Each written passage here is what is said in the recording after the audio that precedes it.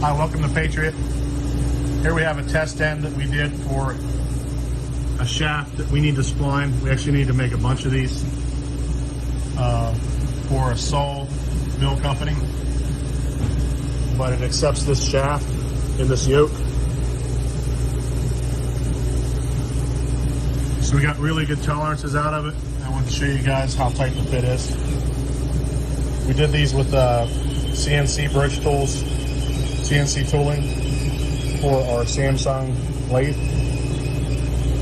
It's actually a really tight fit.